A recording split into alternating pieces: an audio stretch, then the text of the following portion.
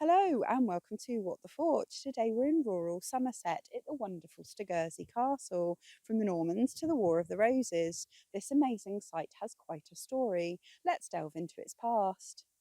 Located between Bridgewater and the Bristol Channel and near the Quantock Hills, Stogursey has a population of around 1,400 people, and the village used to have a priory, and part of a medieval cross still stands in the high street. The unusual place name of Stogursey dates to the 12th century when the estate known as Stoke, meaning place or farm, was passed via marriage to the baron and nobleman William de Courcy. It then became Stoke Courcy and eventually Stogursey. The remains that can be seen today are a low mound surrounded by a moat. These are both Norman, probably 12th century in date. There is a curtain wall, which is mostly 12th century, with later 13th and 14th century repairs. The parts of the gatehouse date to the 14th century, as does the bridge. The castle cottage was built during the 17th century using parts of the gatehouse. The earliest form of fortifications here would have been a very simple early Norman castle dating to the 11th century. This would have been a low ringwork, a flat area of ground surrounded by banks and ditches. There would have been a timber palisade on top of the bank surrounding a small stone structure. In 1215, the then owner of the castle, Warren Fitzgerald, had a falling out with King John, and the castle was seized.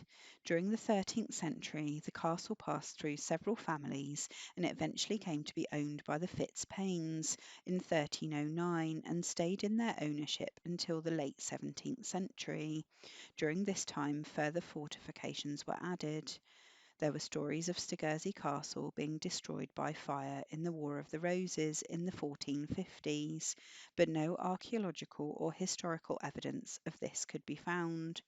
In 1670, the Fitzpaines, now known as the Earls of Northumberland, sold Stogursey Castle, the old mill, and 27 acres of surrounding land.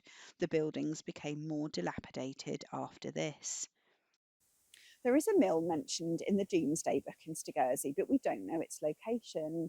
The mill was first mentioned here in a deed of 1225 to 1230 and referred to as New Mill. This would have corresponded to the time when the moat was flooded, filling the mill pond and the leat to power the mill. The castle and castle cottage were sold to the Landmark Trust in 1981 and extensive restorations began.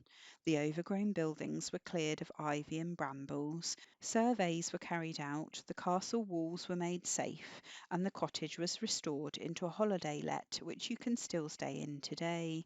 During this work, it was also discovered that the bridge, which was thought to be later, was actually medieval and would have had a drawbridge.